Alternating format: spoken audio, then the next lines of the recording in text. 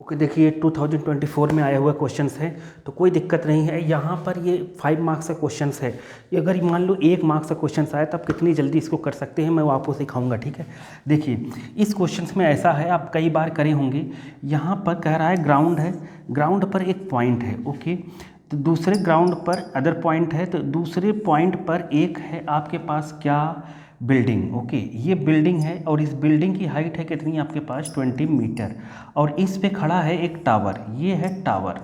Okay, tower है। अब यहाँ से कह रहा है कि अदर पॉइंट से अगर हम इसके टावर के बॉटम को देखें, क्या टावर के बॉटम को देखें, तो यहाँ 45 डिग्री का एंगल बन रहा है, तो यहाँ पे बन रहा है 45 डिग्री। ओके, अब कह रहा है टावर के टॉप को देखो, टॉप को अगर देखते हैं तो यहाँ एंगल ऑफ एलिवेशन बन रहा है 60 डिग्री। ओके, तो आपको बताना है हाइट ऑफ टावर। टावर के हाइट को हम ले लेते हैं x, आप ABCD रख दीजिएगा जैसा भी रखना है।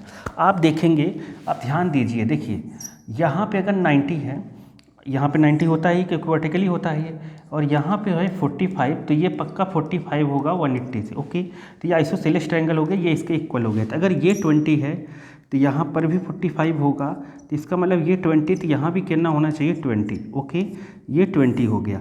अब इस ट्रायंगल का काम खत्म। अब बड़े ट्रायंगल का अगर हम बात करेंगे 60, तो हम लिख सकते हैं tan 60 इक्वल टू ये परपेंडिकुलर, परपेंडिकुलर कितना है आपके पास x + 20। ओके, और ये बेस, बेस है आपके पास 20, और ये हो गया √3। ओके, समझ गए।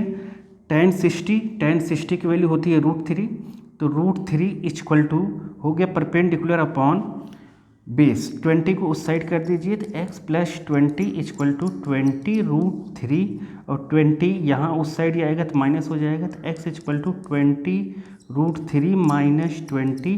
इन दोनों से आप 20 कॉमन ले लीजिए, जैसे ही 20 कॉमन ले लेंगे यहाँ हो जाएगा 20 ब्रैकेट में √3 - 1, यही आंसर है। ओके।